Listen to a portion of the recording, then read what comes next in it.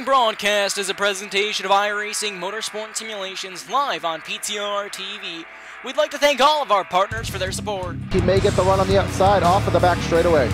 26 and Holloway trying to go three wide. No one will let them. Talking and bobbing and weaving down the back straightaway, looking for a way around. The 5 machine trying to take a look underneath the 3 car. He's gonna dive it in down to the bottom. A huge move down to the bottom of the racetrack. Back bumper. Can anything happen through the tri-oval? Walker Thomas to the inside. Here he comes to the outside. Side by side through the tri-oval. The 14. It's gonna be a photo finish to the line. Who's gonna get it? Walker Thomas. Machine coming out of turn number 4. Tiller looking to go 3 wide, almost 4 wide. He's going to try to look for a gap. Bobbing and weaving for the lead down through the trial. Photo finish. 2x2. The 65 gets the win.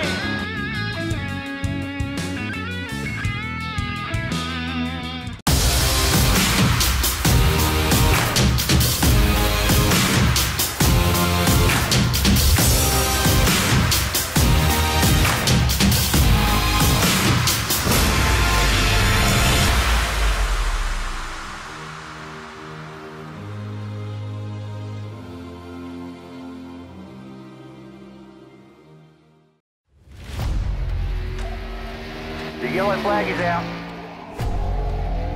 Pit road is now open. Keep your eye on those gauges. We'll give you 4 tyres. 3, 2, 1, now.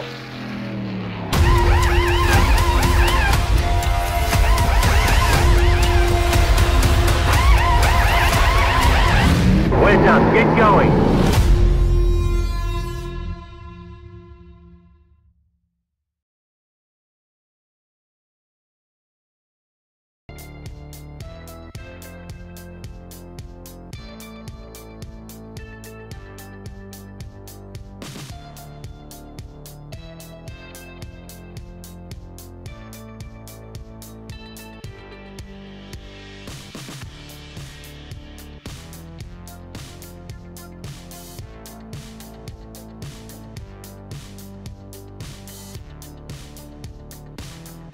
Hello and welcome, race fans, back to Primetime Racing TV here tonight with the American Sim Racing Series, ASRS, here tonight at Chicagoland Speedway. I'm Brandon Krutz. Joining me tonight is Corey Silva, and Corey also doubling as our tech producer every night. So, Corey, we're here at Chicagoland. We know this is a very diverse racetrack, a lot of different lines come into play here. What do you expect for tonight? Brandon, I am expecting one of the best races that we will probably see of the season, and I say that in all sincerity. This track is very bumpy. This track is wore out. This track is very raceable. You will see drivers right on the white line, and you will see the Larson line. You will see drivers an inch or 2 off the wall, all running competitive times. Yeah, absolutely. You know, while we have a brief moment, let's go and look at these points real quick. So, back there in the 5th position, run from 5th to 1st, is Jared Mogard. 4th is Scott Eckridge. Then it's up in 3rd is Nicholas Cohan. 2nd is Brian Yazek. Yeah, Yazek. That shouldn't be that hard to pronounce. And then right now in the 1st position of points is Jeff Ward. So you know, Brian Yazek is only about 8 points back from 1st. Nicholas Cohan only 9 points back from 1st. And then 10 points back is Scott. And then just 13th back is Jared. So a lot of close battles right now on the points. Yep, and even though we are early in the season, every single race matters. You want to get as many points as you can, obviously, to carry yourself into the playoffs at the end of the season. So it'll be a good opportunity to see what these drivers can do on a cookie-cutter mile-and-a-half track, if we will call it that. We did have, in pre-qualifications, 48 drivers attempt to make the race. We will have, I believe it to be 36, take the grid tonight, so 12 drivers will be sent home. So the fastest 36 have already qualified. Just waiting for it to change over, but it does appear that what we do see on the board will be the starting grid. Yeah, absolutely. So far, 30 drivers have taken times here tonight, and the other just kind of chilling back there. But you know, it should be a really good race here tonight. And the 1.5 miles, you know, I wouldn't normally say, you know, it'll be an excellent race here tonight at a 1.5 mile speedway, because most of the time we know how those goes, Corey, but you know, this race, Chicagoland is known for putting on some really, really good racing. It's a very unique racetrack, you know, and I'm excited for tonight. I am too. As I was going on, Brandon, this track has a lot of fall-offs. These drivers will really have to work the cars. They will have to work the lines, work the throttle to keep those things under control. They will have to change their lines. They will have to go from the bottom to the top. So everything is going to be a challenge, but it is a very fun experience in the car. So that will be something to watch out for. Just quickly, the weather conditions today, 68 degrees here, sunny skies in Chicagoland, or partly cloudy, looks like to be exact. 94 degrees on the track, and we have a slight wind from the west, so I don't think that will have too much effect, but it is cooler here, so it might be a little extra grip for these guys. Yeah, absolutely, but you know, it's still going to be a very tricky racetrack out here tonight, and you know, it's turned over to the grid, so let's bring you your PTR TV starting lineup. Of course, Brandon, and on tonight's pole with his lap of 30.12 is Jeff Ward in the 90, always up front. He is again tonight, so offer him our congratulations. Scott Eckrich in the 2nd position. In position number 3 is going to be Evan Black, usually in the booth, but in the car tonight. He's in 3rd, Drew Carroll in 4th, and then we have Jordan Ashland in 5th, Tom Gianni in 6th, Jared Mogart in 7th, Michael Krobik in 8th, and rounding out your top 10, Troy Haight and Scott Smith. Starting in the 11th position tonight is Sam Maxwell. 12th is Alex Geese. 13th is Woody Mahan. Then it's Brad Cross, Ty Hester, Alan Young, Alex Bowman, Jonathan Holstein, Zach Colloway, and rounding out the top 20, Corey, is Tim Knott. All right, right in the 21st spot, you will find John Kennedy with Jay Graves Jr. to his outside. And then we have David Howard Jr. and Nick Curling, followed by Tyler Seville and Jim Foose in the 42 car in the 26th position. Rounding out your top 30 is Steve Buhala, Josh Gallagher, Chris Titus, and Jordan Miller. Starting in the 31st position is Jason Stewart. Then it's Brian Yazik, Mitch Brown, Nick Kaufman, Andrew Garrels, Mark Emerson, Jared Haggerty, and rounding out the field in 37th is Steve Ritter. All right, so that is your grid tonight, and we await the pace car to get underway so that we can get this race underway. A little bit of redundancy in that statement, but it'll be 134 laps around this speedway, equating to, for my lack of mathematical knowledge, it will be about 200-mile race here tonight.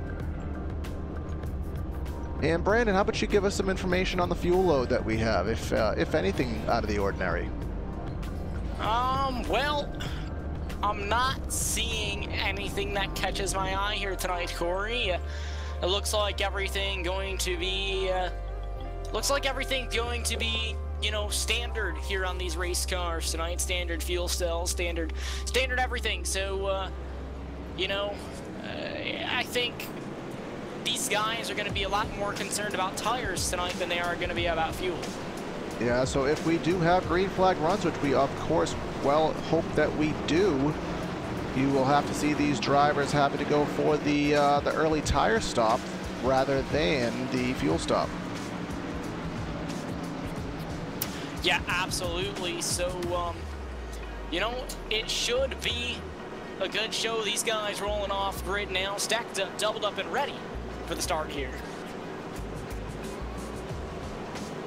Down the back straightaway, it'll be very interesting to see how these drivers are able to funnel into turn number 1 and 2 for the first couple laps. I do expect these drivers to fan out amongst this 1.5 mile speedway. You can already see from practice that this track has a good amount of wear in it, and the groove is already pretty high up the track, so I expect that to darken up and move up even further as the race progresses. So Brandon, take it away. The field rolling down slowly here at pace speed through the corner. Pace car ready to drop down. Off it goes. They're on the throttle for the first time tonight. Green flag is in the air. Jeff Ward out to a very good gap already over 2nd and 3rd position, so that battle is still going on for 2nd as we funnel into turn number 1. heading down through turns number 1 and 2. Evan Black for the second position, looking down low. They're going to be side by side, heading down the back straightaway. 88 up high, 99 down low. Evan Black, as you said, running right on that white line, which is probably going to be the preferred line on these newer tires that we are on. But Eckrich holding the momentum on the top groove and trying his best to maintain that spot. Evan Black down on the low side now, maybe going to lose another position for the 85 machine up on the high side, and the low side doesn't seem to be the place you want to be right now as they head down the back straightaway once again. The 85 machine has the advantage down into turn number 3. Yeah, it did look like Black was actually kind of wore out there on the bottom. He couldn't get that momentum built up, so that was kind of to his disadvantage. Drops a couple spots, and he may lose another one to Jordan Ashland. Heading down into turn number 1 right now, these leaders are. Looks like it could be a battle for the lead. The 88 machine of Scott Eckrich gaining on the 90 right now. That's your leader up there in the front. Brandon, I want to jump cut to the back about the top, about the 12th position. We have some activity going on, but I think we're about to have a battle for the lead. Yeah, it's a couple cars stacked up back there, but looks 90 like that's starting to the settle apron. out now. Jeff Ward taking the apron here, and you know, that's something you're going to see pretty much all night here in Chicagoland as guys trying to take the apron a shorter way around, but Jeff Ward has them coming on his back bumper. Scott Eckrich, the 88 machine, right to the back bumper. Yeah, that apron that in the tri-oval is very doable, but on older tires, you're not going to want to do it because it will really upset the car, especially merging back onto the racetrack. So these drivers have to be wary of doing that, but that battle has seemed to have ceased, but the battle is on for about 12th spot. 77 around on the apron, spinning into turn number 1, takes out the 30 caution on the speedway. Big wreck. Oh, no.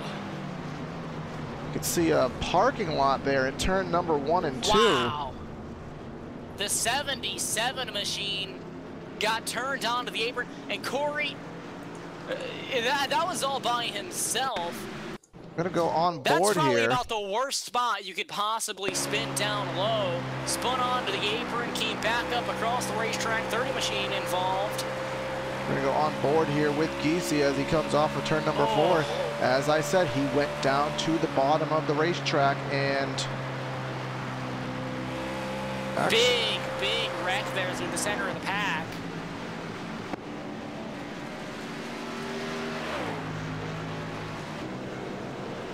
I kind of lost that replay, folks. I'm sorry. Just apologies while I try to find it. Oh, there we go. Went a little bit too far back on the videotapes there, but let's take a look at it now. As Giese is coming off turn 4 with the 98 of Maxwell into the fence, and that brought Giese to the apron there, and he lost it on the merge back onto the racetrack, down to the apron, and then this huge impact to the 30 machine of, that was Brad Cross, and then you saw everybody else just piling behind that. So we do have a bunch of drivers already in the pits right now, but Ty Hester in the 36 with the significant damage did stay on the speedway. Zach Calloway taking it behind the wall. And just as we said, Brandon, about going down to the bottom groove like that to make some passes, and the 36, while in the lead, his motor has just expired, so he will have to pull off the track while technically leading the race. But we talked about going to the apron and how dangerous it can be. He had to make an evasive maneuver to get around Maxwell, but as he got back onto the track with the steering input he already must have had in it, it just really upset the balance of the car, and he just could not hang on to it. Yeah, absolutely, Corey, and you know, something these guys got to watch out for. That's not something we see every night, is someone spinning down low like that, and that's probably about the worst spot that you could get turned or turn yourself down low. You're just bound to come back up onto the racetrack. Yeah, he ran onto that apron at about 160, and there was no way he was going to be able to hold it on the flat at that kind of speed, so it was just a recipe for disaster. But We had some pit stops, and we will get back racing in a matter of a lap or two, but someone I want to give a shout out to that I did not get to do in the pre-race. I want to thank TrackCam 4 Gourmets for the camera views that we are using tonight. If you are interested in them and like what you see in terms of your views around this speedway here on PTR TV, check them out, facebook.com/trackcams.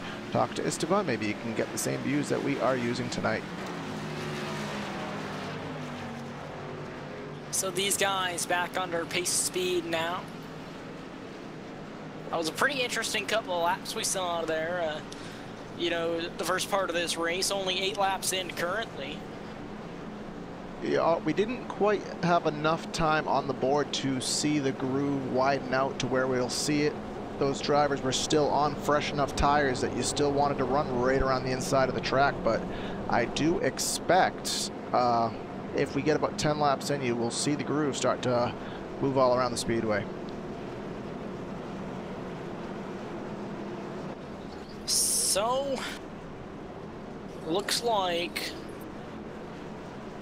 Steve Ritter is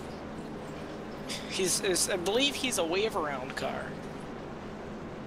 Yeah, it looks like he is on the tail end of the lead lap, so this will be his call to get onto the lead lap, but I don't think he's going to be in too bad of a position tire-wise, so I think he should be okay with what he has.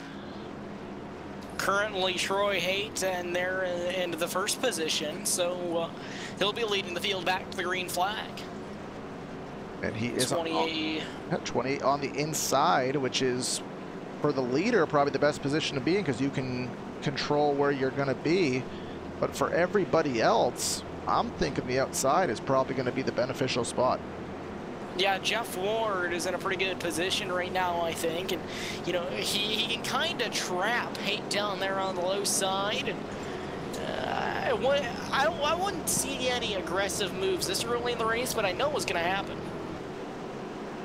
Yeah, it depends how well the 90 can do on this restart if he's able to stay with Haight and give it a battle. We saw Evan Black on the first start of the race was not able to use that bottom to his advantage, so let's see what he could do in the 4th spot on the outside of row number 2. But pace car will soon take the left turn into the pits here at Chicago, and we wait for the call, and there it is, green flag back in the air. Good restart for the 28 machine that side by. He's going to clear the 90 machine down into turn number 1. Evan Black trying to take away the 3rd position once again, trying to get back to at least where he started. And now he's looking on the outside of Jeff Ward. Yeah, he is on the outside of Drew Carroll right now. In the 85 is Evan Black, and that's a pretty good spot for turn 3 and 4. Jordan Ashland right behind this battle. We'll see where he decides to go. And a battle for the lead right now. Ward already underneath Haight after 1 lap has taken it to the bottom 3 and 4 and got it at the stripe, and I think he's going to clear. Yes, he has. Jeff Ward down there to the lead. He's got company of cluster of cars back there behind him right now. Evan Black looking to the outside of Drew Carroll in the 85 machine now heading back on the back bumper of the 28 machine of Haight. And here comes Black. He's on the outside of Drew Carroll, but he's looking to the outside of Haight here off of turn number 4. Trying to go almost looks 3 wide, Corey. Try to go 2 for 1 as Evan Black. You see Ward all the way down to the bottom there. He's going to have to be careful that we saw what just happened on that last yellow. But now Haight all the way to the top of the track as Evan Black going to go for a 3 wide off of turn number 2. I think he thought better of it, but this is a gaggle of cars from about 2nd through 7th. Heading down the back straightaway now down into turn number 3. 85 on the low side, 99 on the inside, now 27 to 88, looking for a piece of the action as well. Still side by side, 99 and the 85, and Carroll must be using all of his tires up down there. He goes all the way to the yellow line near the grass. Doesn't really gain an advantage. They will remain side by side, and here comes the 27 of Ashland trying to get by Eckrich. 2 by 2 here, and Jeff Ward is loving this. He's out to about a 6-10 second gap over these drivers. Cluster of cars still back there from second on back, and Jeff Ward kind of walking away right now, Corey, and the 85 Drew Carroll now maybe looking for another position there on the inside. Evan Black Not gonna let it happen on the outside. He's got the momentum. Now 28 drifts up the racetrack. Yeah, right now, as far as we get into the run, about 6 or 7 laps, I think the top is where you're going to want to be right now. But I'll tell you, the 85 of Carroll's doing a very good job. In contact with the 88 of Eckridge, that got Carroll a little bit loose. Evan Black had to check up significantly. He's going to fall to the back of this pack. He's now going to have to deal with Jared Mogard. That was a very close call. Very close call indeed. Very close racing going on right now.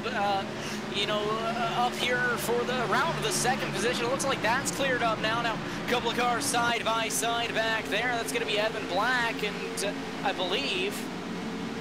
Well, Black has the battle with him, and Mogard is over. He's going to have to regain some time, but let's go back a little bit further. We have Sam Maxwell in the 98 battling with Jared Haggerty. That is for 11th and 12th. Give the position to Haggerty, but now David Howard Jr. is going to look to the outside of Maxwell here. You can see that people are driving all around the track, but we also have a battle back up front. Eckridge looking underneath the 28 of Troy Haight. This is for third spot.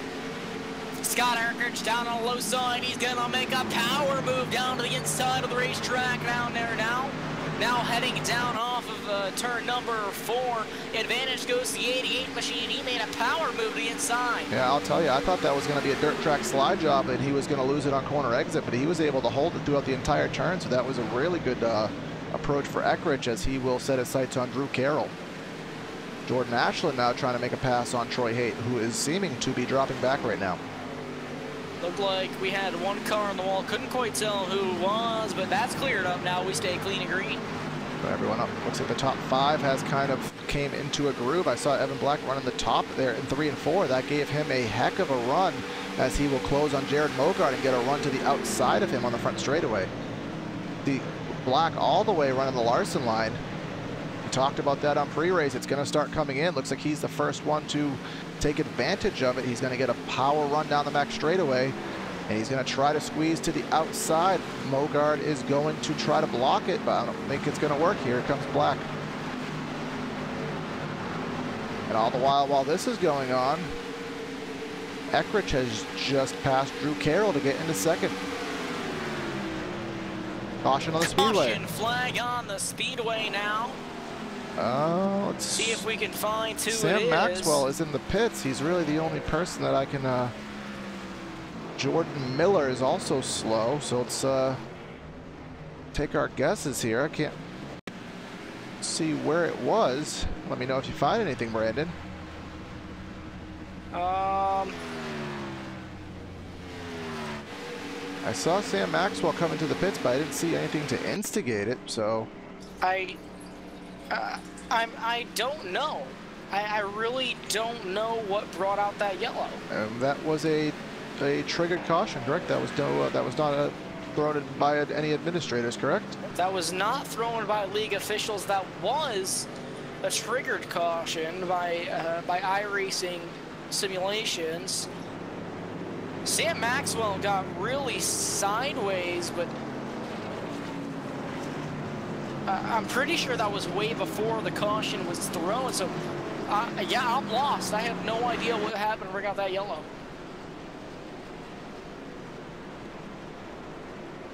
Yeah, the only I mean, I saw Jordan Miller stop on pit road, but I don't... That wouldn't bring it out. Jordan Miller, side note, has taken it behind the wall. So we are a little puzzled behind the yellow, but regardless of that, we have the field headed to the attention of their pit crews right now. And I don't see anybody that has stayed on the speedway at this point, so this is who we got. This is the field right now on pit road. We'll see, I'm assuming 4 tires of fuel for everybody, so let's see whose crews are on their game.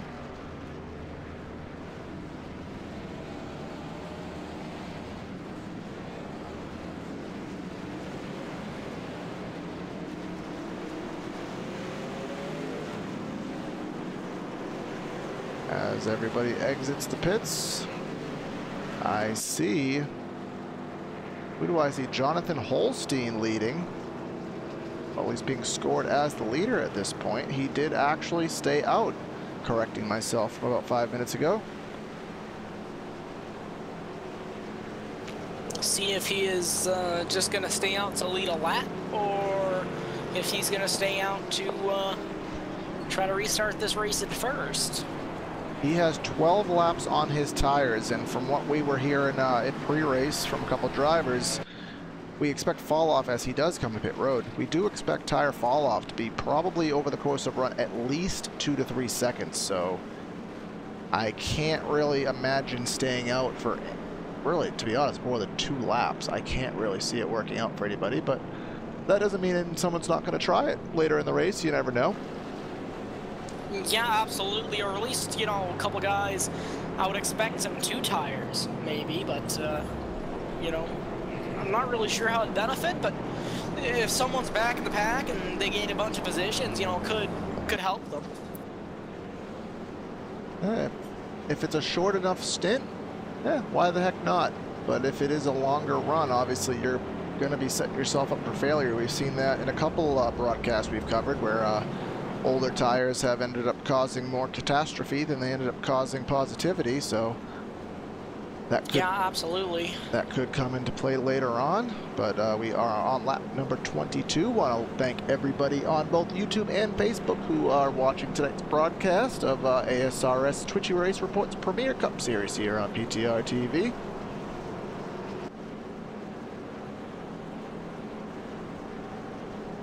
We are here for a full season in the year 2018, covering the ASRS Premier Cup Series as well as the Sam Maxwell Customs Truck Series, which will be starting up in a couple of weeks. You'll see the entirety of both seasons here on Tuesday night. So if you're a fan of what you're seeing, like, subscribe, and bookmark your Tuesdays for 9 o'clock Eastern Time, because we will have action for you every single week nearly. Yeah, absolutely. Monday, Tuesdays, Wednesdays, and Fridays are the days that we cover so far, folks. So, you know, if you're bored on a weeknight, come and join us here in the fun. Asterisk on Wednesdays, that won't be much longer, but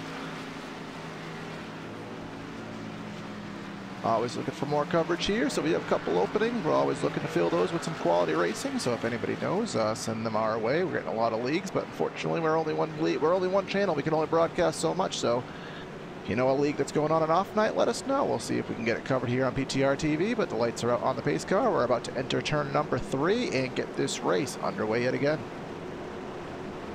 The field stacked up, doubled up, and ready to go back green flag racing here tonight. And Jeff Ward sitting up on here on the pole. Scott Eckridge is outside in 85, 27, and 22. Rounds out your top 5.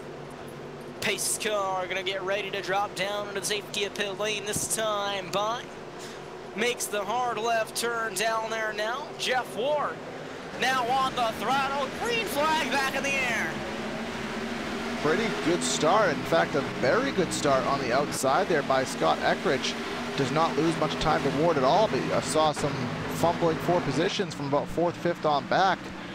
Some side-by-side, who is that? Brian Yasek and the 28 of Troy Haight side-by-side for the 6th and 7th positions right now.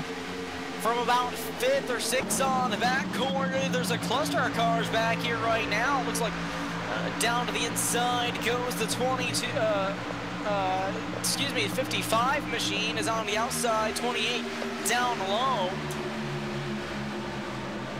As that battle comes into turn number 1 and 2, you can see the 72 of Karobek here trying to get some momentum built up on the outside lane and get that run to the outside of Haight, and he does do that successfully down the back straightaway. See Evan Black, we talked about him in the 99. He was running up front earlier, but has dropped back to the 9th position. He's going to have to navigate himself back to the front of the pack. And looking back up at the front of this thing, guys, looks like Scott Eckridge maybe trying to make some moves on the leader of Jeff Ward right now. Not going to quite work that time by yet. Yeah, you can see Eckridge running the 2nd lane here, trying to get that momentum built up off corner exit. Didn't look like it worked that time. If anything, he lost time, and Drew Carroll gained some time on him. Heading down through turns 3 and 4, now 27. Right to the back bumper to the 85 machine of Drew Carroll now.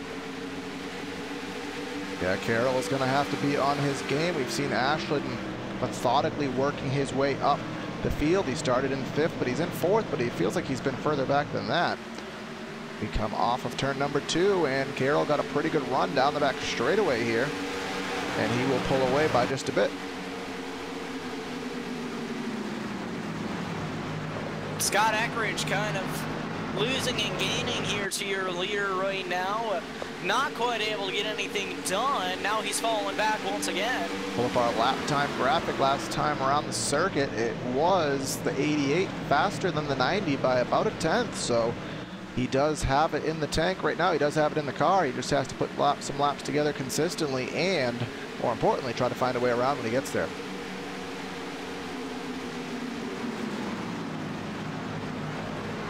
Focus a little bit further in the pack right now as we have a little bit of space up front. There's some action going on in the mid-20s right now. We'll focus on Alan Young and Nick Curling. They were duking it out for the 22nd position, but looks like that position has seized itself for the time being. But I can also see Mark Emerson and Steve Ritter. These drivers already have navigated to the top of the racetrack. Mark Emerson got a pretty good run off of turn number 2. And let's see where he goes in 3. Let's see, running about the middle groove versus Ritter on the bottom, but Ritter actually got the advantage that time.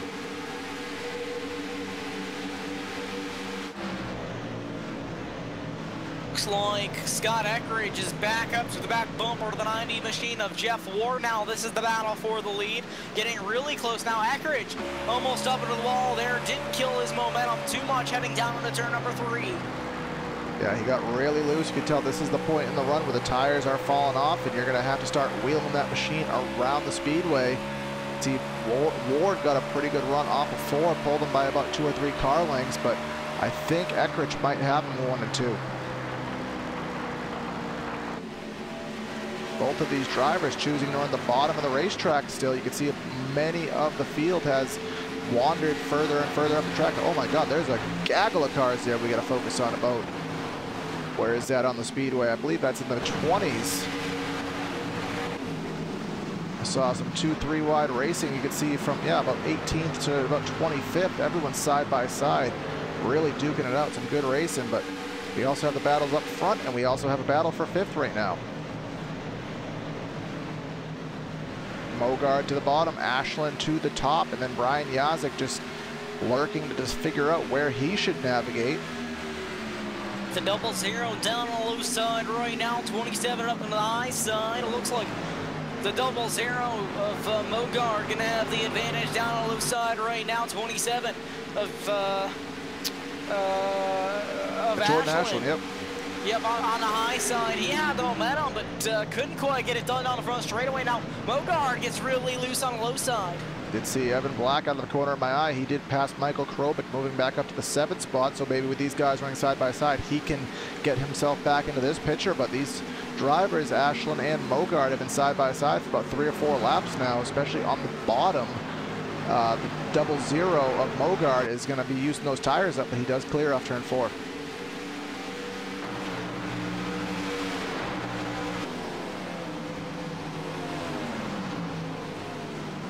27 looking down the low side once again of the 00. Now the 55 has something to say about that. He sticks his nose down there. Yazik looking for another position. I'll tell you, that was the beauty of Chicagoland Speedway in one shot. We had the 00 on the top, we had the 27 in the middle, and we had the 55 on the bottom. That is exactly what we love to see. Chicagoland Speedway at its finest. Back to the gaggle in the mid-20s. You wouldn't think these drivers are in the 20s with how hard they are racing right now. Chris Titus to the inside of Alex Giese. Remember the incident he was in earlier in the race. Both of them trying to get by the 41 of Tim Knott. They're going to combine off of turn number 2. Knott didn't get a very good run. Giese's going to have to hold himself back. He's going to go down on the 25 machine, cut him off. Some contact. Very contact made down 77 up on the outside wall. He's going to save it. How did he save that car? He's just that daggum good. We're going to go on board here and check that out because it's been a very hectic day in the world of the 77 car tonight. He already had some right front damage. And he just, a little bit of contact there, didn't give quite enough room. Got loose up the track and lost quite a bit of spots, but he kept it in one piece, which is the ultimate goal. 77 got in the wall again while we were looking at that replay. Saved it, keeps him going, but I believe lost a couple more positions out of it. 24 and 25. They are in that order. They're 19th and 20th right now. That is Chris Titus and Alan Young. Alan Young rings a bell because he was in the Championship 4 in the Truck Series last season, but he is hasn't had the greatest start. 24 machine slides it down low, power slide down off of turn number 2. He saves it. Do I have now like the matted curse right now? Everyone that I talk about seems to have a problem when I bring him on yeah, air. apparently you do. So I was talking about Alan Young not having the greatest start to the season compared to his truck start last year. He's been kind of lackluster, but he will work on that. But he obviously got loose, so he's going to have to work a lot harder to find the speed in that number 24. But we'll go back to the front. My favorite oxymoron statement. You can see Jared Mogard in the 00 trying to close back on Brian Yazik in the 55. Just as reference up front, Eckrich is about a half second behind Jeff Ward now, so Ward has gotten a little bit of comfortable advantage to play with. I think Mogard is the faster car, but he just has a little bit of work to do to close that gap just a little bit further.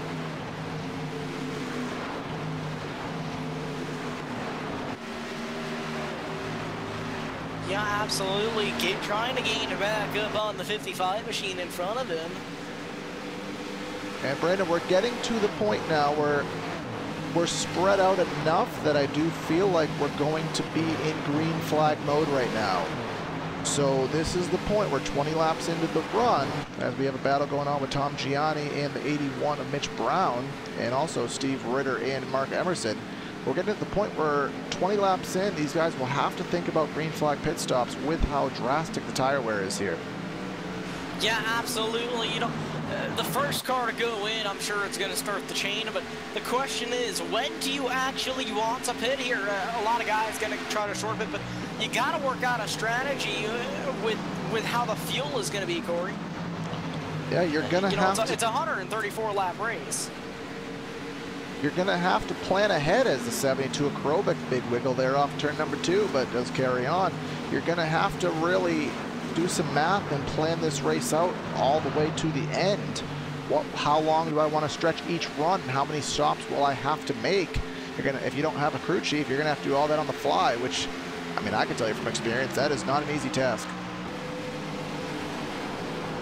Yeah, absolutely. And, you know, a lot of these guys having to play crew chief on their own, trying to figure out their own strategy and doing the math in their head while driving in these race cars around here at upwards of 200 miles an hour. And, you know, that's a tough job.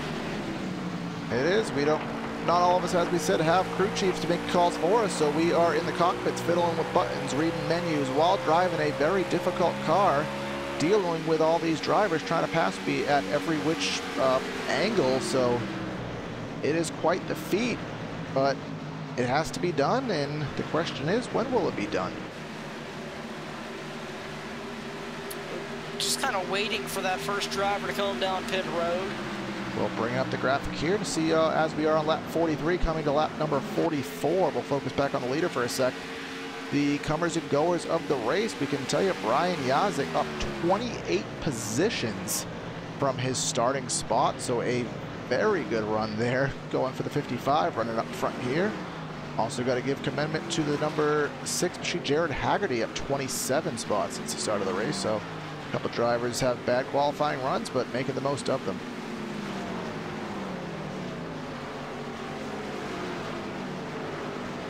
So these guys, as you said, Corey, very spread out. And one thing I'm noticing all around the racetrack is we were talking about before is, you know, all the different lines that these guys are using. A lot of guys, you know, riding up against the wall now. Some guys riding towards the middle. A couple guys still right up against the white line. Just amazing. You definitely see it in 1 and 2, I feel like, more than in 3 and 4. You will see the drivers working right up to the wall. That's where the grip will be. But in 3 and 4, I feel like you can run up top, but you're not going to be scraping the fence. At least I don't expect it to happen. But you do see drivers running up to the 2nd and 3rd lanes, and the bottom of the track is to be honest, it's pretty unused at the moment.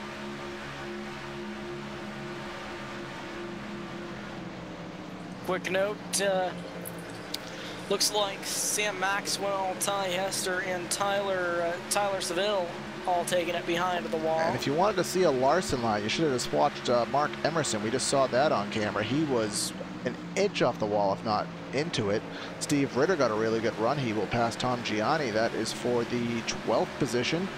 But the 14 of David Howard Jr. taking a look under Mark Emerson. And I want to go on board with Emerson, see if he runs that same line again. See, he enters on the 3rd seam, drifts up.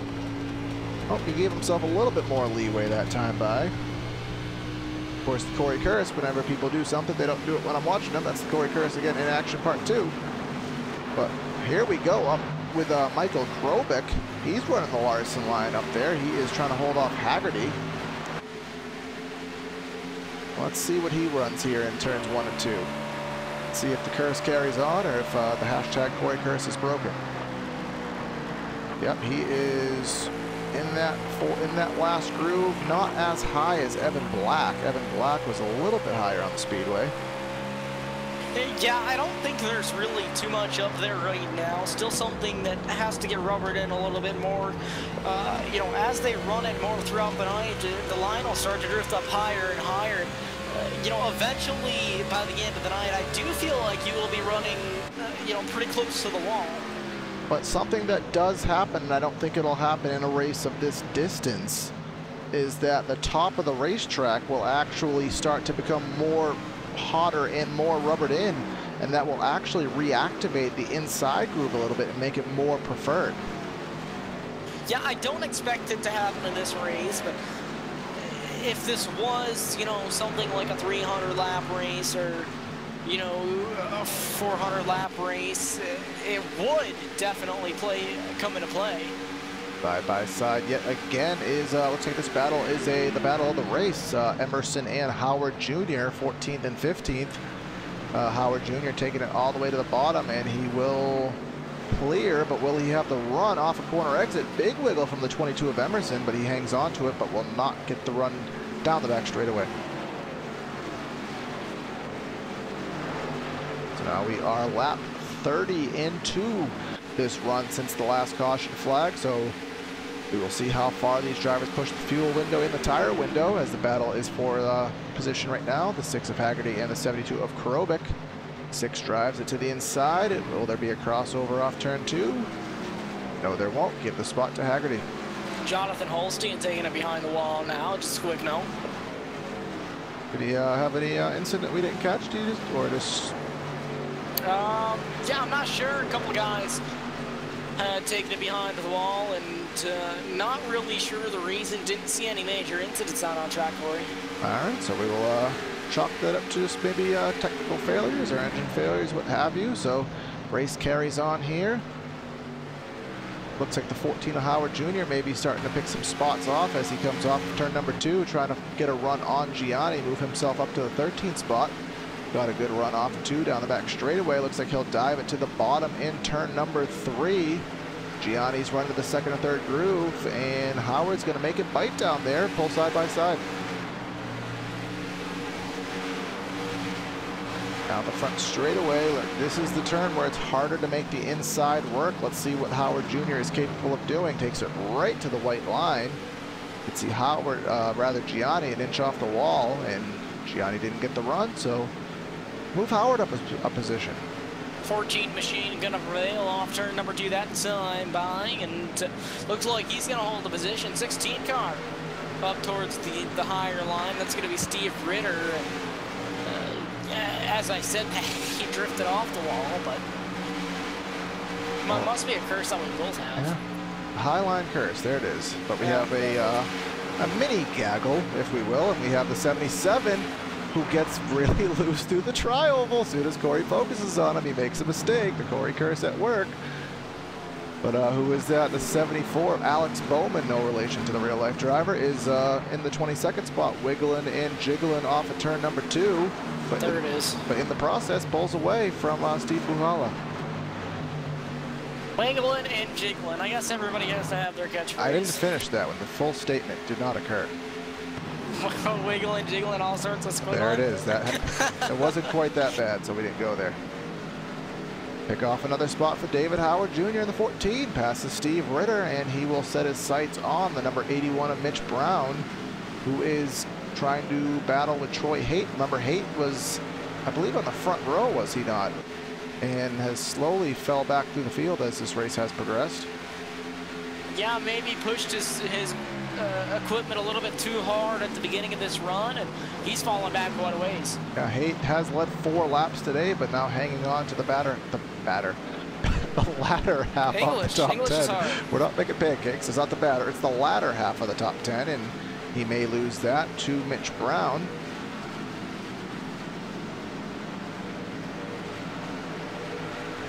Mitch Brown kind of stalking him right, but Haight kind of able to stay where he is. Looking back up at the front of this thing, Jeff Ward just kind of on a Tuesday night cruise right now. Yeah, I mean, we almost forgot there was a leader at this point because nothing's going on with it. But Jeff Ward out to a 1-second lead. Let's bring up the prime time battle tracker and see what the interval in lap times were. Ward was actually 2 1/1000ths of a second slower than Eckrich, but obviously that is pretty much a moot point, and the gap's still around 1 second.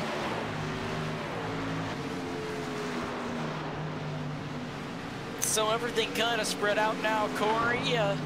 You know, kind of give us a little bit of summary of what we've seen so far.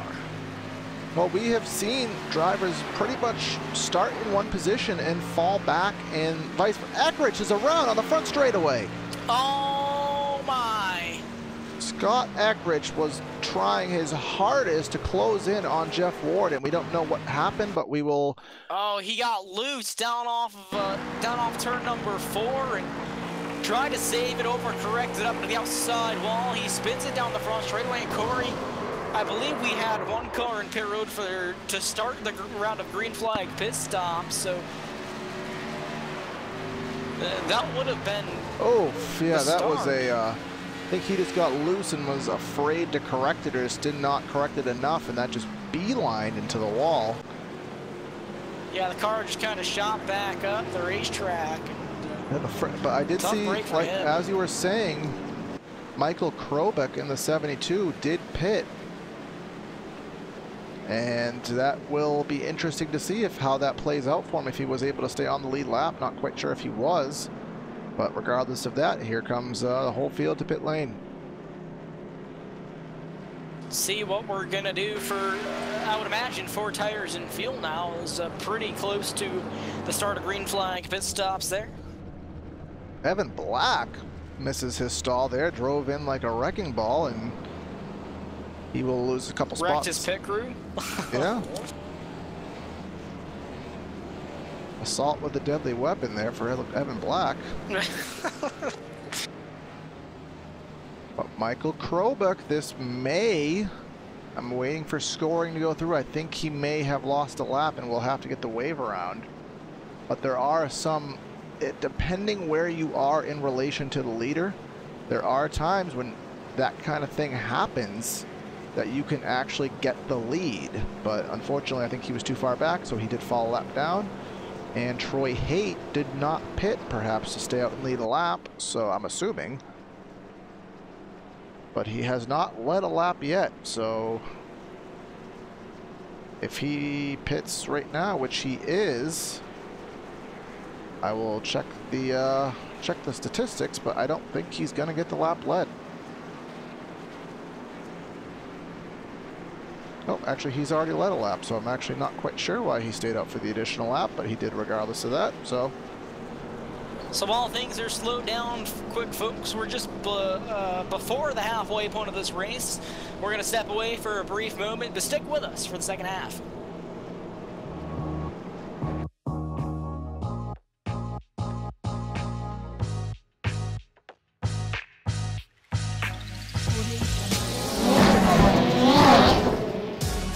Red Bull GRCs are now available on iRacing. I personally put my blood, sweat, and tears into this thing, developing the cars, the tracks, the dirt, making sure it is authentic as possible, and I really think you guys are going to love it. The best part is that this 600 horsepower Volkswagen Beetle is free to all members. So get signed up now and come race me online.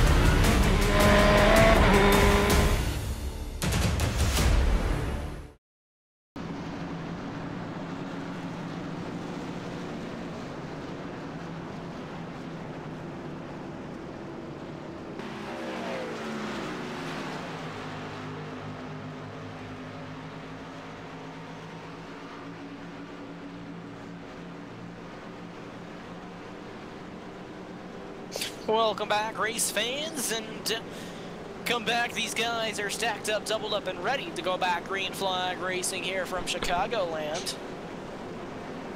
We are very nearly at the halfway point, and it may take someone with calculating knowledge to, that's 67? Yeah, 67 will be the halfway point, so we are just about there. You know, those weird numbers kind of throw me off, but Jeff Ward, who has dominated this race, will restart it from the #1's position. He will have Drew Carroll to his outside, Ryan Yazik and Jordan Ashland in row 2. Pace car is in pit lane, and Ward's already on the loud pedal. We're back underway here for the ASRS Premier Cup Series. Heading it down now into turn #1. The 90 machine has a good lead, but the battle for second may be on, or maybe now the battle for fourth place is the 00 on the low side, 27 on the high side. These two have been battling all night. Yeah, they have cleared, but there's a 2x2 battle going on with Gianni and Mark Emerson. Remember, David Howard Jr. has been moving up through this field methodically. Everyone trying to gain these spots while everyone is tight together. Absolutely, if you're going to gain spots, this is the time to do it. 2 cars in the wall, someone in the grass on the front straightaway. No caution as of yet. That was John Kennedy. We'll go back very quickly on a replay so everyone can see that. It was the how that didn't bring out a caution. The 89. Someone hit the wall. That was Ritter, I believe, that hit the wall, and then somehow in correlation, the 89 bounced off the wall and took a ride through the grass there. Again, not quite sure how that didn't bring out a yellow. Yeah, but, he spun through the grass and nobody else was collected, and by the time he got on the circuit, he was already straightened back out. So I think that's what cued that, but let's go back to what we were focusing on, rather to the front of the field. I see Jordan Ashland trying to make a move on Jared Mogard. That is for 4th. We also have Evan Black taking a look underneath Jared Haggerty. He will stay back in line, but that is for 6th. Evan Black kind of holding the 7th position all night. He's probably one of the most consistent drivers that we've had all night, minus, of course, the leader, Jeff Ward. I'll tell you, Brandon, sorry. You know, yeah, that's me. Yeah, Brandon, we got to keep our eyes on that 14 machine. I don't think he has top pace to race for the win, but I think he's going to come out with a top 5. He is methodically moving through this field very, very smoothly, very quietly, so keep an eye on that 14 machine. Absolutely, Corey. Good thing to point out there. Ashland still working on that pass on Jared Mogard. He will dive it to the bottom. Mogard will take it to the top. Mogard will most likely get the momentum off of turn #2. But the 27 is able to stay within fighting range. 27 dives it down the low side now. Ashland not going to be able to get anything done that time by. Gets to the point where when the high side is as good as it is, it kind of nullifies the inside groove enough and it really makes passing a lot more difficult. So he's going to really have to plan a move. 00 nearly in the wall off turn 2. Yeah, he lost a little bit of momentum. Not going to be able to quite gain anything that side by. David Howard Jr., he was in 10th last we checked. He's now in 9th, and he is on Mitch Brown's back bumper trying to make a move for the 8th spot very shortly. But again, 27 in the 00, up 27 all the way down to the apron of the tri-oval. And he will try a crossover. Not going to work. Mogard will get the run off turn number 2. Side by side, still down the back straightaway. Looks like may settle on no 27 of Ashland. Gonna try to look down low, not gonna be able to get anything done. These guys, I'm impressed by these two, Corey. They've been battling all night so far. And they have been completely clean as a whistle. This may be what the 27 needs. I thought he was gonna go to the right rear quarter panel of the 00. That would have been probably a better move for him. Instead he goes to the bottom yet again, and I just don't think he's gonna get the momentum, but I may be wrong. He held a pretty wheel off turn number 2 and stayed almost side by side. 27 down on the low side once again. Ashland trying to dive it down in, has the momentum down off of turn number 4. He will get the position that time at the line, but 00, Mogard fighting back to the outside.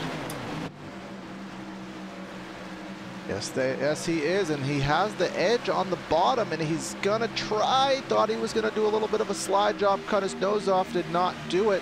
He'll have to yield again and stay side by side and just try not to wear his right front tire off, but he will dive it in there. I don't know if Mogard maybe cut him a break, but Ashland will move into the 4th spot. Ashland gets that position that time by from Mogard. Mogard still right on his back bumper. Evan Black trying to make something happen with the 6th machine of Jared Haggerty. Remember, Black started in about the 4th position, I believe. He was up front in the top 5, fell back into the pack, has never really been able to regain his positions, but running pretty well here. But we'll go back to Jordan Ashland. Jared Mogard not done with him, trying to fight back for it. Ashland up on the high side now. Mogard kind of switch places with him. He's on low side now, side by side, heading down into turn number 1.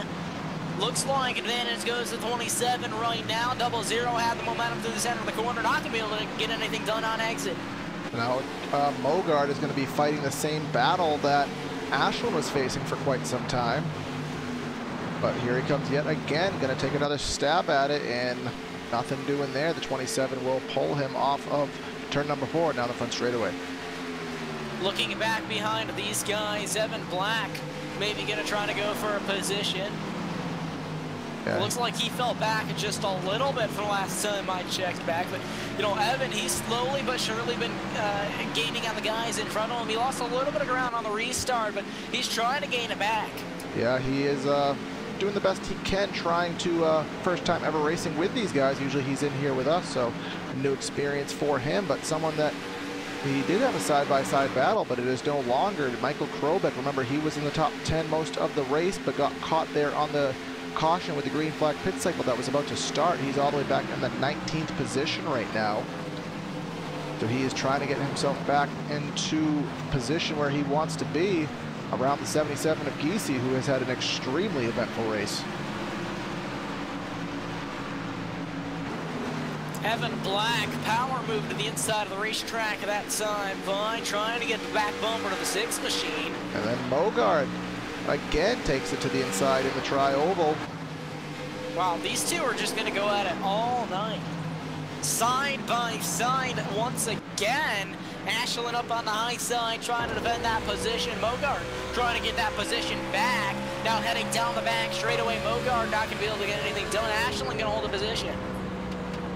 Yeah, as I said, Mogard is now facing the same battle that Ashland had before. He does not know how to make it work with the top having the momentum pretty much every turn. He's going to have to really plan out a move, maybe get to the outside, but we don't want to forget that there is a leader right now, and that is Jeff Ward, who has had a nearly flawless season, has won a race, maybe even 2 races if I remember right, but I don't think he's finished out of the top 3 all season, and he has been the car to beat by far all night.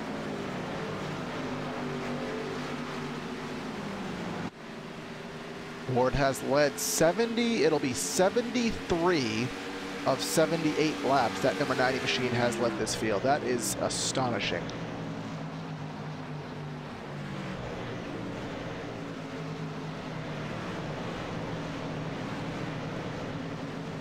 As we have the 14 machine of David Howard Jr. We've been talking about him as he methodically has been working his way through the field. He was trying to make a move on Mitch Brown. He had a look, didn't work. He's going to try yet again in turn number 3.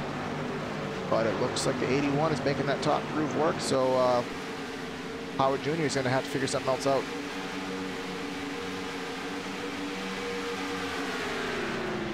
Zone 1 going through the grass right now on the front straightaway.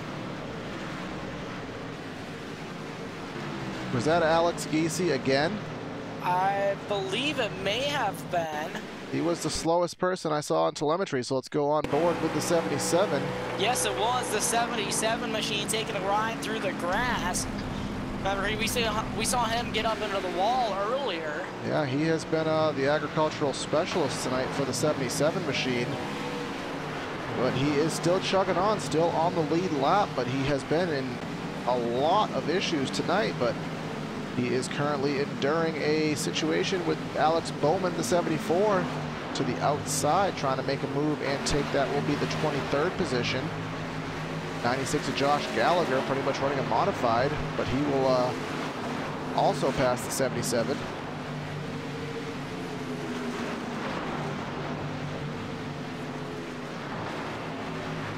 But we will focus on our battles of it that have been pretty much non-stop all race. Actually, Bogart's dropped a couple car lengths off the back bumper of Jordan Ashland right now.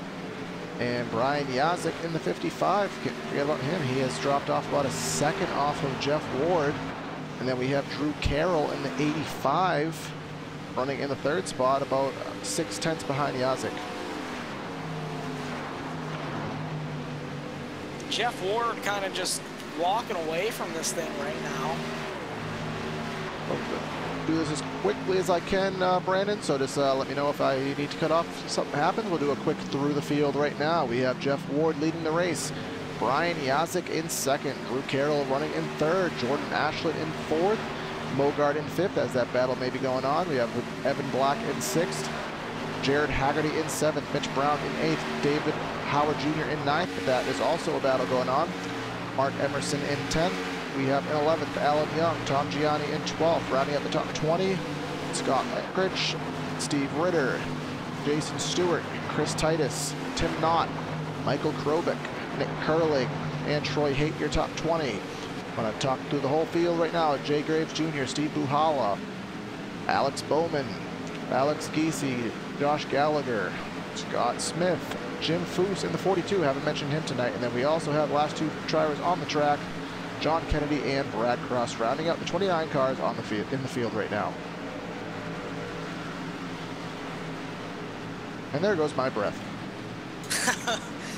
Yeah, looking back, a little bit of an update. Evan Black is up to the 6th position. It looks like Ashland holding that 4th position up there. Yeah, Black has been in 7th pretty much ever since the initial position loss he had. I believe it was at a restart earlier in the race, but he will get himself into 6th, see if he can get into the top 5. Howard Jr. in the 81, he was in the 14, had a move on the 81, thought he was going to clear, but that did not happen. He's still hanging in the 9th position, but right behind that, we have, who is that? Mark Emerson and Alan Young, who has had a pretty good recovery. He was running about 21st, 22nd, but finds himself on the edge of the top 10 right now is Alan Young.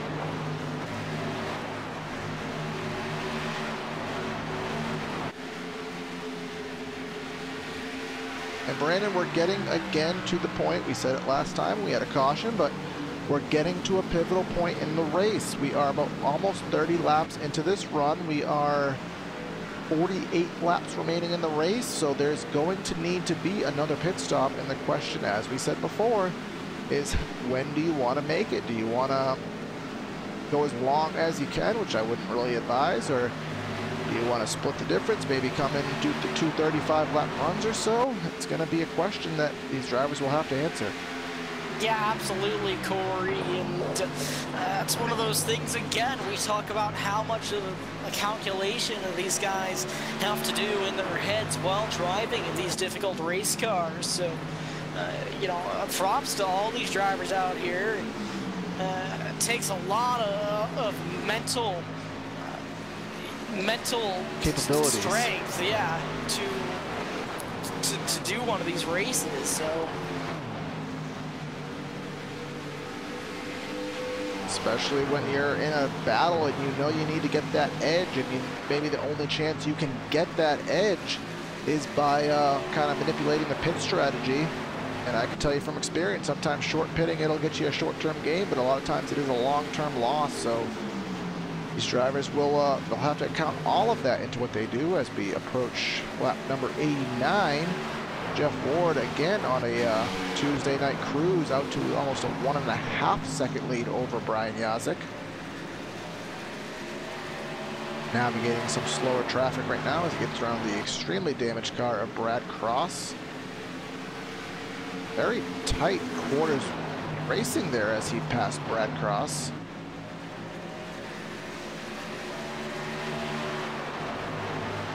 Guess who are side by side again, Corey? I'm going to take a guess, the 00 in the 27. Yep, there they go again, side by side down the front straightaway.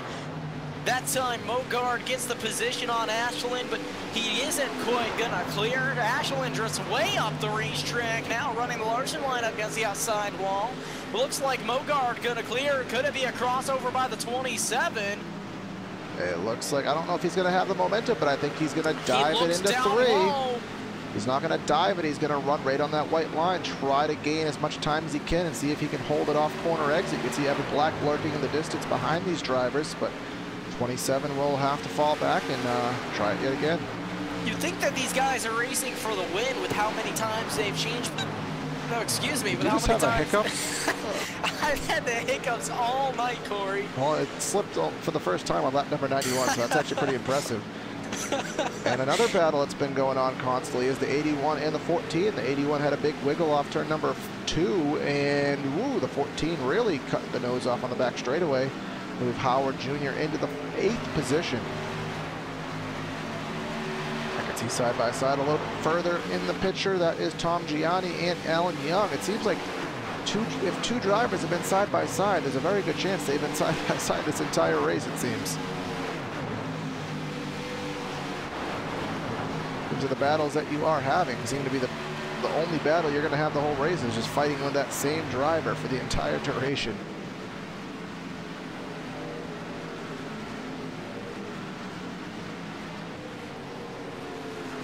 And also, Brandon, I've noticed something. What have you noticed, Corey? Besides your hiccuping issue, a lot of people know you for your side-by-side in a much higher pitched voice. Have you gone through puberty, or have you changed your expression there? I'm trying my best not to hiccup tonight, so I apologize. You're saying side-by-side in a much deeper voice. If I go into a higher voice, that's when they start. I don't know what triggers it, but that's when they start, and I'm trying to get rid of them. And I don't think anybody wants to hear me try a high-pitched voice, so I will spare the ears of all of our viewers. But Scott Eckridge, remember, he had a significant issue off turn number 4 and running in the 2nd position. He has now cracked the top 10 as he just completed a pass on Mark Emerson. But move Eckridge back up. Let's see how far he can get himself to the front in 40 laps. We know how fast he is compared to some of these other drivers, but time is not on his side right now.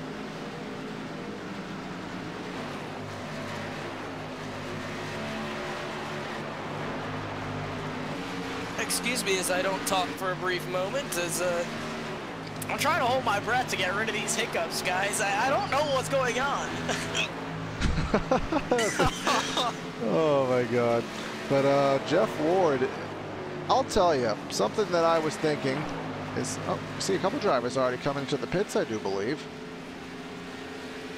Jim Foos, Alex Bowman, Steve Ritter, Tom Gianni. Well, looks like we've got green flag pit stop starting to go. Go, Corey. I'm sorry. If this gets us thumbs down or a thumbs up, I don't know.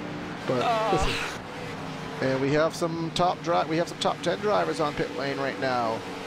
Jared Mogard, Evan Black, Jared Haggerty, David Howard, Chris Titus, Troy Haight, Alex, a couple other drivers. So looks like we will see some top 5 drivers, I expect, any time now in the pit lane, as there's less than about 35 laps to go.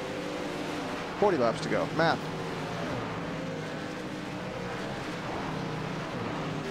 These guys maybe going to try to split this into 2 runs. If things go green, this should be the last stops for the night. I would assume anyways. You would assume so, unless the good old yellow flag decides to wave its ugly head at us, but we will try to stray away from that, as Ward will keep it on the speedway for 1 more lap, as do most of the other leaders. But I'll tell you, Brandon, one thing I was trying to get at before I got distracted by your hiccups and pit stops was that I thought, as good of a lead as Ward got, that he was overusing his stuff and he was going to fall into the clutches of everybody else. But he has still pulled away from everybody else while still running that blistering pace. Yeah, I know. It impresses me, and I think he's found a line around here that nobody else quite knows.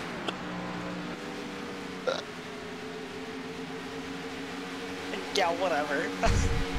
Oh, we gotta love it. Have some peanut butter upside down. I don't know whatever works these days, but we're still waiting, and you can see everybody, ooh, the 25 and the 41 in close quarters as they try to get by the slower leader right now, as everybody else is on fresh tires. You'll see the live tire differential, which is honestly about 2.5 seconds that you lose on older tires. And trying to see if anybody up front has Evan Black and Jared Mogard. They're really the highest running drivers that have pitted, so we'll see what the differential is in terms of time gain, time loss once the leaders pit, but Ward is keeping it on the speedway.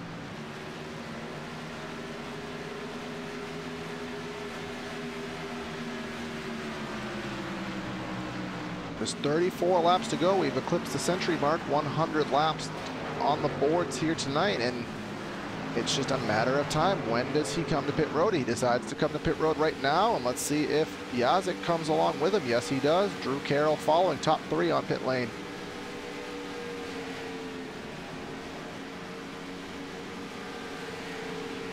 So it looks like Scott Eckrich in the 88, he is staying out yet again. So he will be given the lead as Alan Young decides to come to pit lane. As the green flag cycle nearly completes itself, 88 nearly in the wall there. That is the Larson line definition that he ran in 1 and 2 that time by. So Jeff Ward in pit lane now completing his pit stops. He is away. Now, if you're Eckrich, you're basically hanging on for a yellow that nearly was the cause. Well, you were the cause of there. Ashland really had some tight quarters getting by him off turn number 4. He is fighting for a caution now because he is losing so much time now. When he pits, he is going to lose at least 10 seconds from where he was the first time.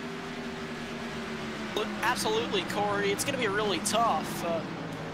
You know, I think he's going to end up losing a lot of positions here. Every lap out, he's losing about 2.5 to 3 seconds, and he will come to pit lane and just barely make the entrance there.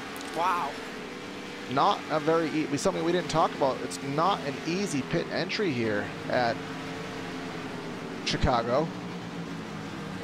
I have to think about that for a second. It's a very hard left-hand turn off of turn number 4. The pit lane is really deep into the racetrack, so it is not an easy thing to be able to turn down on at full speed.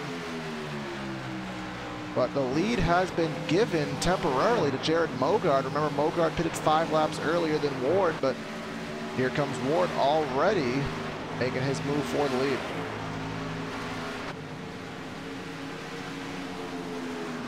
Jeff Ward ducks down low underneath Jared Mogard now. Jeff Ward gonna move him into a position.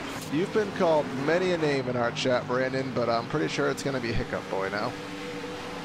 Yeah, I think so. Jeff Ward taking the lead now. Quick evasion of topic there, but Brian Yazik is in the 3rd spot now, and he was 2.5 seconds behind Ward prior to the pit stops, but now he's just a hair under 2 seconds, so he gained a little bit of time.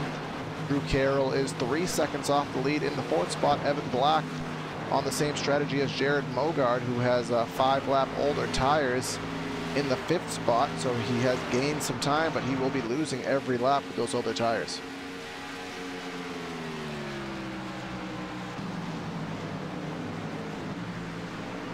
And I'll tell you, I believe through all of this traffic that Ward is losing his lead.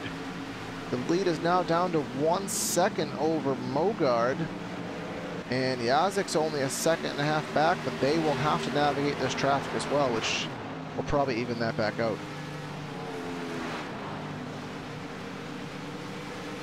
And it's pretty heavy traffic. It's about 3 drivers they have to navigate. 2 of them, well, one of them, who is at the 96 machine, has no front bumper on that machine. That is Josh Gallagher.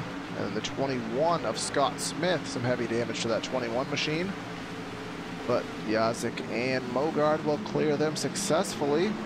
And in the process, they lost about a 1/2 second to Jeff Ward.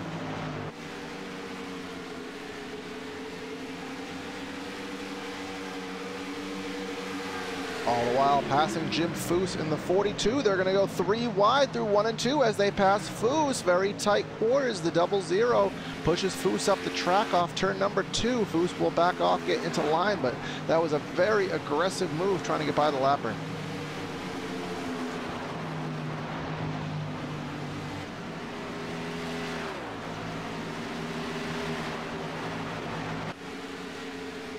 And Jeff Ward, throughout all of this, is now back to a 2-second lead over Brian Yazik. So Ward is just flexing his muscles yet again as he is on the final stage of this race. 26 laps to go. I really don't expect a yellow flag, but we never know what could happen. But it's going to take something drastic to take this race away from the 90. Yeah, absolutely, but you know, don't count anything out yet, Corey. As we know and as we've seen plenty of times on this channel, anything can happen. And it usually does, as we have a battle shaking up for the 7th position.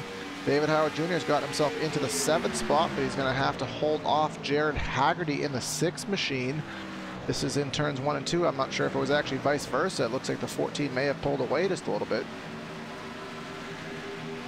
But Mitch Brown is in a battle with that is Scott Eckrich as they try to pass Alex Giese down the back straightaway. 81 of Brown is going to take the inside as Eckrich does clear and pull away. So Eckrich trying to make up some ground now. Remember, Eckrich had his problem while in 2nd position. He hit the wall off turn number 4. Heavy contact, had to go to the pit, significant repairs, if not pull out a backup car, but he has gotten himself back into the top 10 currently in the 9th position. So a little bit of a disappointing run, but a good recovery nonetheless. So Jeff Ward just kind of walking away from this thing, Corey.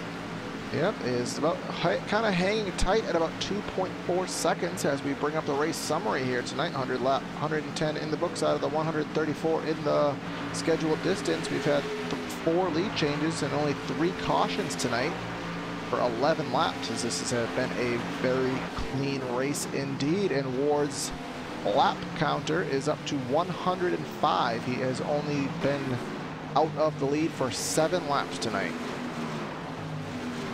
Wow. I think wow is about the only word that'll fit that statement. Is these are the runs that you dream of as a driver. You just do just about every single thing right. Every single brake falls into your hand, and you just have to run smooth and just keep the car in between the wall and the white line, and the race is yours. But again, there's still 21 laps to go, so we can't engrave the trophy, but I think we can send it in the post and get it on the way for delivery. I just came up with that one. It's not optimized yet. I'll work on it. Yeah, I'd say, you know, Jeff Ward has been out in front of this thing pretty much the whole time, and you know, the way the things are going for him right now, he's just fantastic. What is he? Fantastic. There it is. I can't say whoomp because that might be copyright infringement. We're on YouTube. We know how strict the copyright policies are. And I'm really not sure how many people in the audience would get that joke. There it is, and whoomp. I'm sure there's some old folk in here that know some old hip-hop, so we'll see. Well, when you put it in that order, there's no way we could possibly get a strike. Oh, just saying the text is fine. I mean, you actually have to sing the song, and I will also spare the ears of these people by not singing. I'm trying to help you. I'm trying to make you laugh, get those hip-hops away, those hiccups away from you. Anyways, it's a race to watch. So we are watching a battle with Tom Gianni, and that is Steve Ritter. This is for 12th and 13th.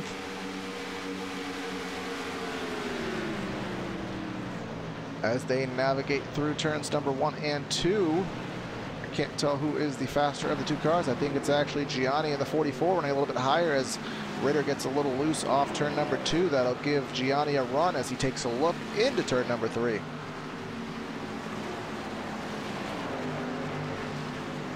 Side by side, this is for the 13th position. Ritter is trying to hold on the outside.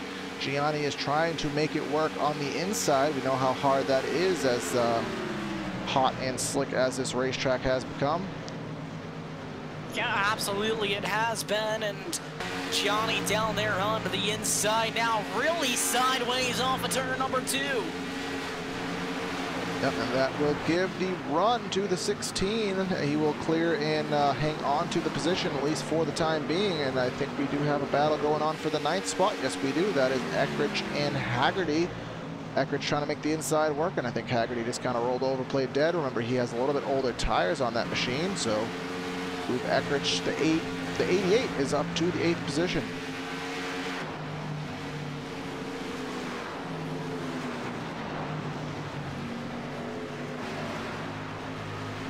So things pretty spread out now, Corey.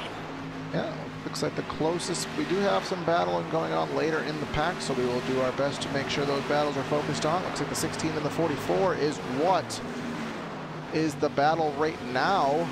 Just as I say that, Gianni kind of lost a little bit of his run. But let's see what else we have going on. I believe this, here it is, some activity going on. Jason Stewart and Chris Titus. This is for the 17th and 18th positions.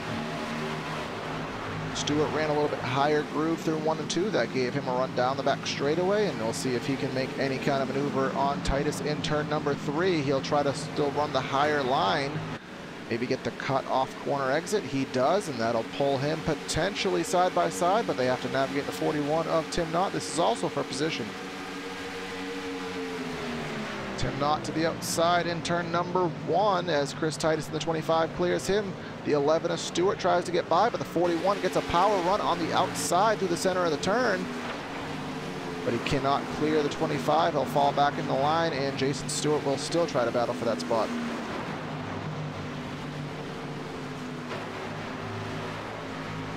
Jeff Ward, the leader, is right behind this battle as well. This is 3 positions, well, active positions on the tail end of the lead lap, but the leader trying to get himself through this as the leader of Ward passes Tim Knott, but Stewart and Titus still on the lead lap fighting for the 16th and 17th positions as they will soon go a lap down.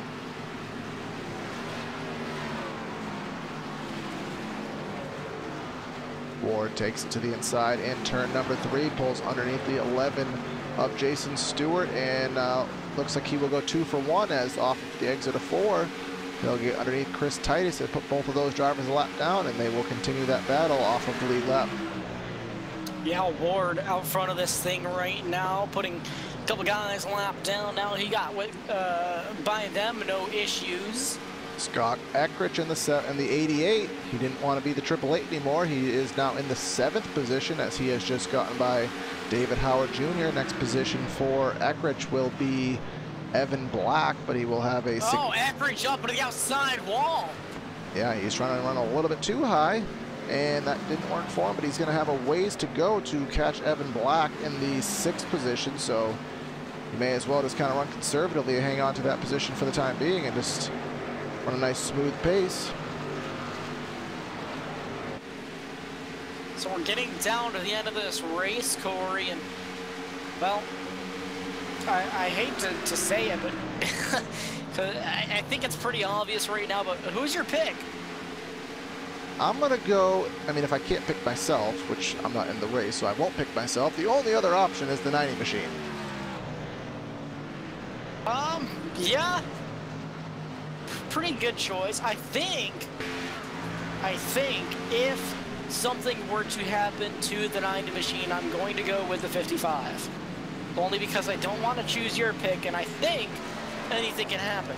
Anything can happen. Remember, the iRacing cutoff lap is usually about 5 to go, maybe 6 to be safe, so anything in that range or less will most likely end behind the pace car, but Ward is going to have to navigate some heavy traffic. I see about 6 drivers racing side by side ahead of him.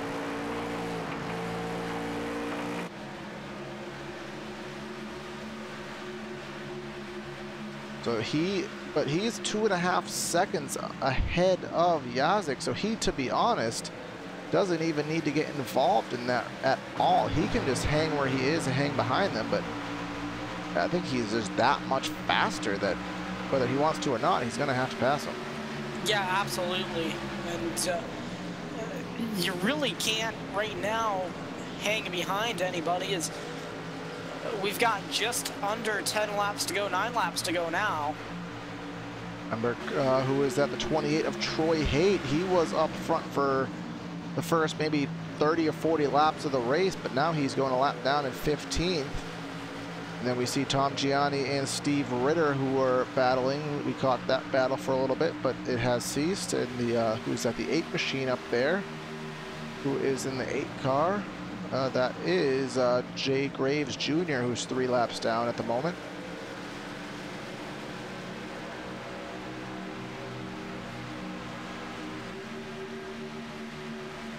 Down the back straightaway, Ward is just kind of cruising now, waiting for side by side to see so he can get himself in there to lap these drivers yet another time.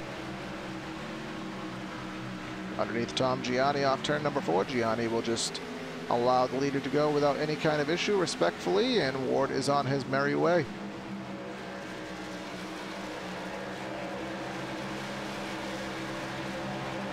Ward driving through some thick lap traffic right now. So far, so good. Dives underneath the 16. He's clear of the 16. Now dives underneath the 77. Clear of the 77. And I'm just curious. Let's see what the lap times was, even with Ward in traffic. With Ward in heavy traffic, he was essentially the same speed as Yazik. And Yazik's by himself. Crazy. Yazik is by himself, and Ward was still just as fast navigating through traffic. Does this number 90 car need to go to ASRS trailer for inspection, or perhaps to the R&D department after this race? Because he is just putting a whooping on these guys. And remember, this is a fixed setup race. Every driver has the same exact chassis underneath them, and the 90 has just been able to drive it so much better than everybody else. It's just astounding.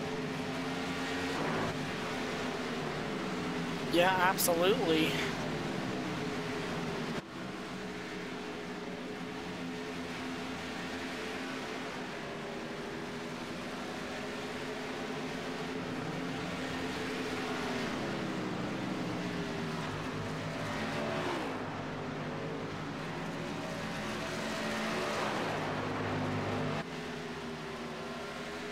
The laps are ticking away right now. There are 4 to go. It'll be 3 to go once Ward comes around another half lap around the speedway.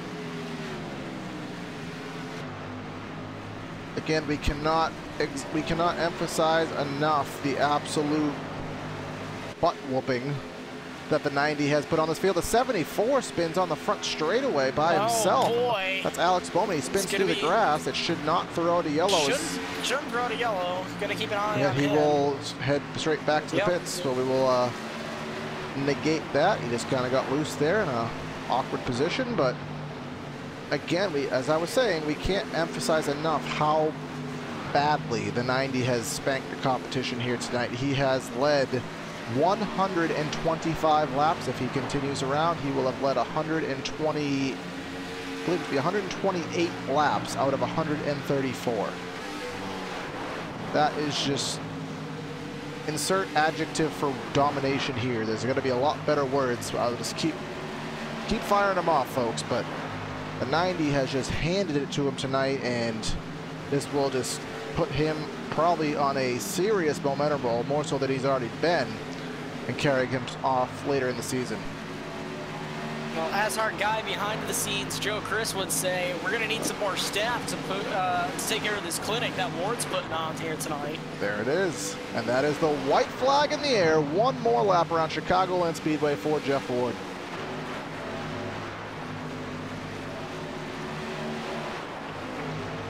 Not a scratch on that number 90 machine as he navigates through the back straightaway and into turn number 3 and 4 for the final time.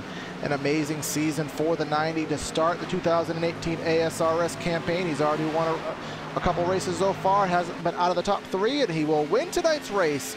Jeff Ward takes it to victory lane at Chicagoland.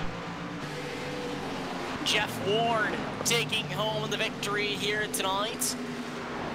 Looks like Ryan Yazik and Drew Carroll round out your top 3. So we will settle down here after that finish here at Chicago and try to pull these top 3 aside and talk to them about how their races were tonight here. So stay with us and we'll be right back with you for the post-race show.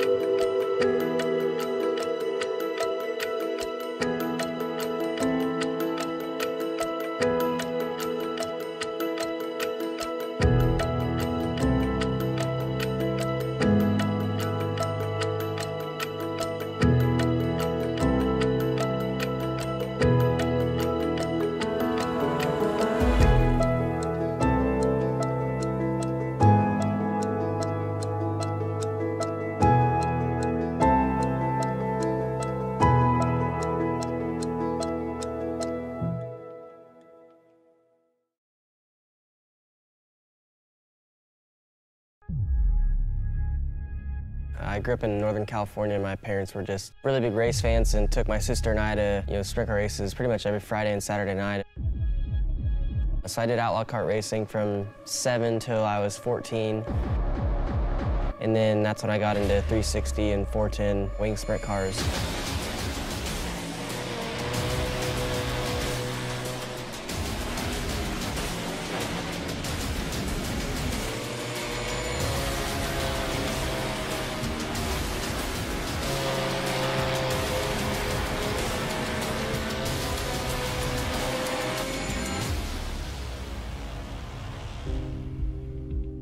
There's just something about dirt racing that's just, you can't get anywhere else.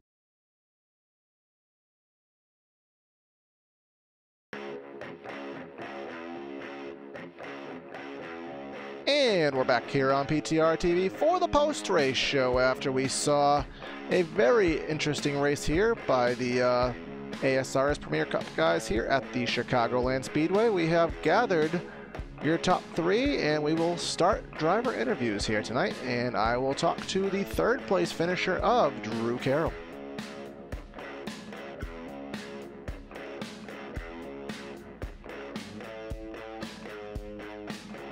All right, Drew, you finished in the 3rd position here tonight. It was a very clean and green race for the most part, and it looked like nobody could hold a candle to what Jeff Ward had for these guys. Talk about how he was and how it was for you out there tonight.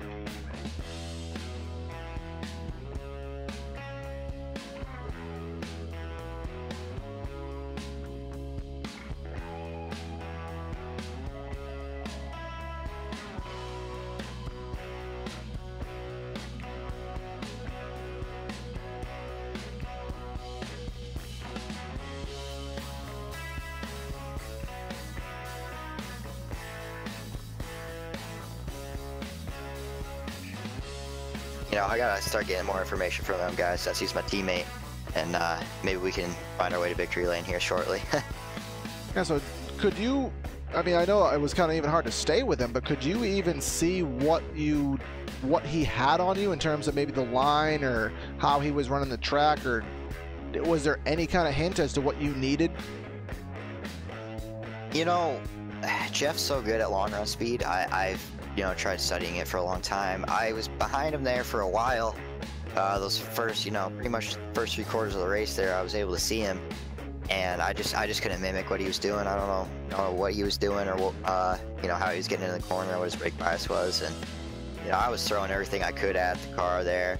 That last run was just really bad for me. I don't know what happened, if the track just changed dramatically just for me or everybody or what, but it's terrible. It just went away from me there at that last run. But yeah, to answer your question, I really don't know what else I could have done.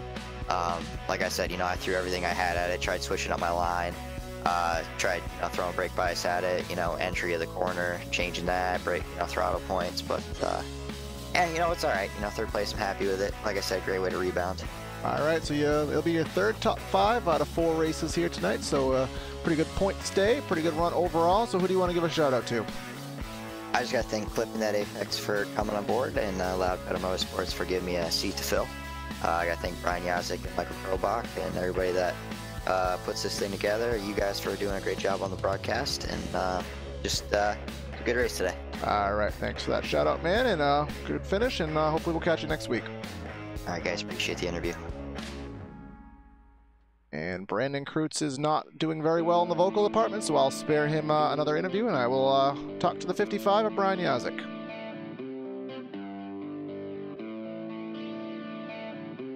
All right, Brian, you finished 2nd here today, and there was some points where it looked like you did gain on Ward, but it looks like in the end he just had everyone beat. So how was your race, and what could you have done differently, or do you know what you could have done differently to maybe take a shot at him?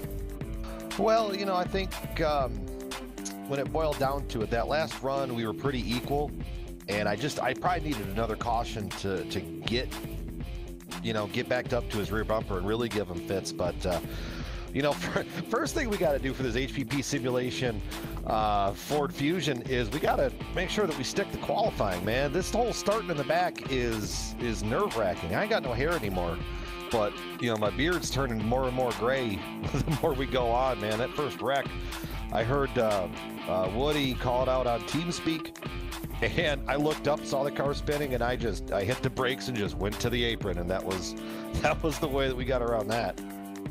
Yep, 30 spots here. Obviously, you don't want to start back there, but I mean, the Hard Charger Award of the race, I don't know if it's a thing, but regardless, you seem to be winning it. Talk about how the track was tonight. Obviously, Chicago, we know you can run the white line. We know you can run the wall. Where were you finding some time here tonight? I was kind of following just right around the bottom. I'm not one that typically ventures up to the upper lanes.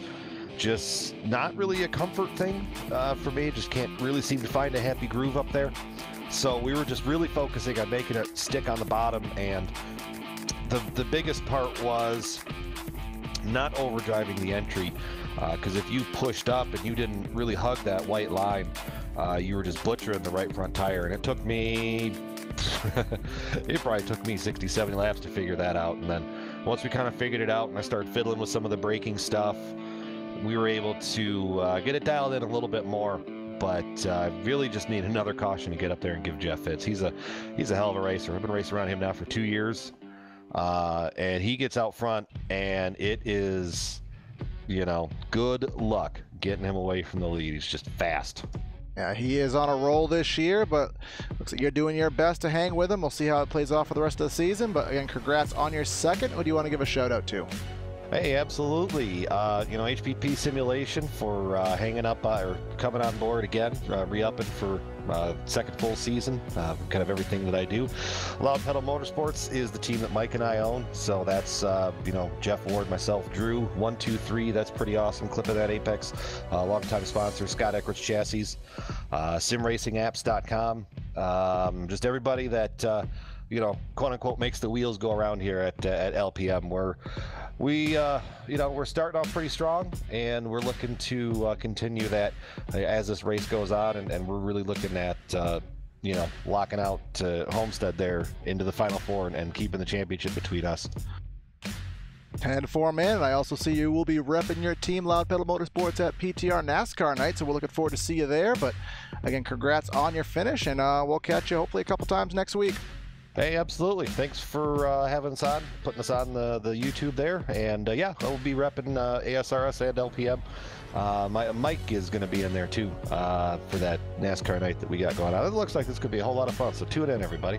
All right. Hell yeah, man. It's going to be a great night, and we'll catch you there. Congrats, and we'll talk to you next week. Thank you very much. And now, Brandon, we'll talk to tonight's winner and dominator, Jeff Ward. He's out of the race car now. Your winner here tonight at Chicagoland Speedway, Jeff Ward. And Jeff, you won this thing in dominating fashion here tonight. How do you feel? Yeah, man, I feel good. What a race. Them long green runs there really helped us. I think that was what we needed because we had such a good long run car. And how about the team, man? We got a top 3 there for all of us. And kudos to Brian. I mean, he started in the very back and drove through all those cars. And I think if we were matched up there at the end, he might have had something for me because we were, you know, I was keeping track of his laps there, and we were pretty much neck to neck on those final 2 runs. So that's pretty impressive that he started 32nd, drove to the front there and stayed out of trouble. But that's Brian, man. He's very consistent, very smart race car driver. So yeah, that was fun. And like I said, I'm just glad a caution didn't fall at the very end there, or we might have been in trouble. But everything just kind of fell the way we needed it to, and was able to get another one here. Yeah, absolutely. Run us through your race a little bit. We saw you going through some really heavy lap traffic there at times. Tell us a little bit about those situations. Well, those guys were really respectful. There's a couple times there it got a little hairy, guys getting loose and things like that. But you know, for the most part, it's been a joy to race here in this league. This is actually my first year. I raced here, you know, several years ago, but so far it's been a joy. These guys are all clean and a lot of green flag runs. So you know, lap traffic wasn't bad at all. I think Brian might have got hung up in it just a little more than me. A couple guys really showed some respect to me, so I got to thank them for that going towards the end there. All right, awesome job. You come home with a victory here tonight. Is there anyone that you'd like to thank? Give a shout out to? Well, just a shout out to Loud Pedal Motorsports. Hated to see Scott have trouble there. He had a good car also. Just a shout out to American Sim Racing, PTR TV. You guys do a good job. Great broadcast. Just thanks to friends and family. All right, awesome, Jeff. Your winner here tonight at Chicagoland Speedway, Jeff Ward. All right, thanks, guys. All right, so that is your post-race interview. So we will wrap up coverage tonight with our sponsor shoutouts and the final results. Jeff Ward in dominating fashion, leading 128 laps, was your victor tonight. Brian Yazik in second, Drew Carroll in third, and then Jared Mogart and Jordan Ashland round out the top 5. And then we got Evan Black, Scott Eckrich, David Howard Jr., Mitch Brown, and Jared Haggerty, your top 10. Finishing in the 11th position is Jared Haggerty. Mark Emerson. 12th is Alan Young. Tom Giovanni back there behind him. Then it's Steve Ritter, Troy Haight, Jason Stewart, Chris Titus, Tim Knott, Nick Curling, and Scott Smith rounding out top 20. And the final results the rest of the results will scroll by on the screen, and Brandon will take care of our sponsor shoutouts tonight. Yeah, shout out to our channel sponsors. Air Movement Fabrications is a family-run business formerly established in 2012. With over 25 years of experience in the ventilation industry, we offer a wide range of services. This includes ducting, ventilation, extraction, and canopies. If you're in the Nottingham, UK area, Air Movement Fabrications is the ventilation service to trust. Also, Krutz Custom Graphics, custom racing shirts, Eurocards, paint schemes, and much more. From local racers to big race teams, we've got your back. Krutz Custom Graphics is the motorsports design specialist. Also, iBog iRacing Broadcast Overlay Graphics, custom graphics, coding, and theme design for iRacing's two main overlay systems, ATVO and IRTVO. If you're a broadcast company looking to make your channel shine, talk to Jason Allison at iBog iRacing Broadcast Overlay Graphics. Also, quick shout out to Hearts Corporation. And check out our Patreon, guys, to keep our broadcast quality high and cost low for league owners. We need a little help from the fans. Check out our Patreon at patreon.com/PTRTV. If you become a Patreon, you get rewards that vary depending on how much you donate. Become a Patreon at patreon.com/PTRTV. You still can't get that right, Brandon. It's a patron on Patreon. I know, I have to call you out on it. But again, that is another broadcast here on PTR TV. What we didn't do is give you a shout out for our NASCAR night that will be on February 8th on a Thursday night, 9 p.m. Eastern. We have, I believe it to be 5 real world drivers / NASCAR associated personnel that will be joining us for races. Well, in a race with all of the PTR TV associated drivers in leagues. You will see some drivers in the ASRS representing their league in that race. We also have a couple surprises. I believe one more driver potentially will be racing with us that night, and nearly $200 in prizes on the line. It's going to be a heck of a night, so if you are a driver in the league that doesn't know about it, sign up, or if you were just a spectator, bookmark it on YouTube. Make sure you do not miss what should be an excellent night of racing. Signing out of the booth here tonight is Corey Silva and Brandon Krutz. Everybody, thank you for watching. Have a great night, and we will catch you next time. Have a great night. Catch you next time.